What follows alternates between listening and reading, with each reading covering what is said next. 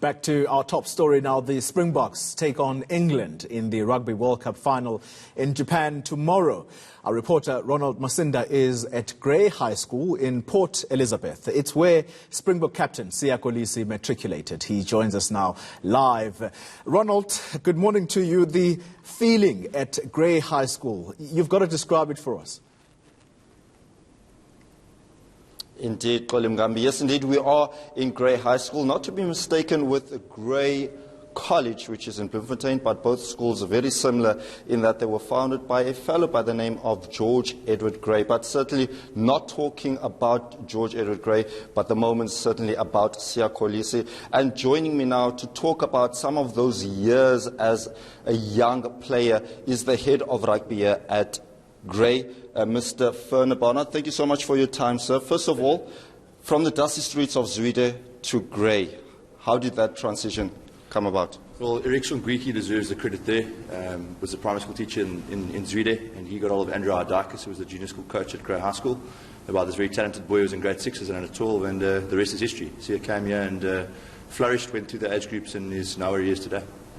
Now, of course, many of young black Africans grow in single parents' household, and Sia is no different. He lost his mother at an early age. It must have been a difficult adjustment to even move from schools in Zwide to here. Well, I think the first thing that Sia really faced as a challenge was the language barrier, and we're very happy that old boys, a guy like Nick Holton, had a major role in helping Sia academically and on a day-to-day basis with his conversational English. And I think we can see that that's really paid off in the long run. Man really flourished here and found his feet very, very quickly. And I think with the assistance of the boys and the staff, I think made that transition a lot easier. And of course, I mean, the big talk is about tomorrow, but with Sia himself, did he always have that leadership skills in terms of leading from the front? He was captain of the 16A rugby team here, not in matric in grade 11. I think the pressure was taken off him, but he's always had that leadership. I find his charisma means to me that he'd been a success in anything if rugby hadn't have worked out. I mean, as we know, there's a lot of chance of injury and things not working out as a sportsman. But he was always there, the centre of attention, the guy that was telling the joke, the guy that people wanted to be around. Very charismatic guy. In terms of the school, I'm sure there's a lot of euphoria around Sia and the successes that he has achieved for the Springboks. Yeah, we're very proud of him. It's always wonderful seeing our old boys go as far as they possibly can in whatever field, be it in academics or in sport.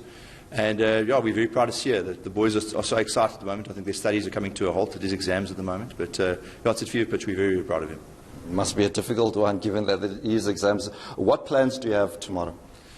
I think there are some activities planned. I know the boarding house is setting up a big projector. Sia was a big part of Merriway during his time here. And the boarders are very excited to watch the game from that perspective. Yeah, just massive excitement.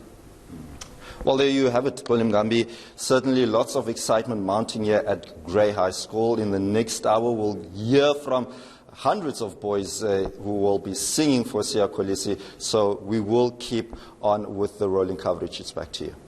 Ronald Masinda live for us at Grey High School in Port Elizabeth. That's where Kolisi is an old boy, and a fascinating story about how he ended up at that school, knowing where he comes from. Still to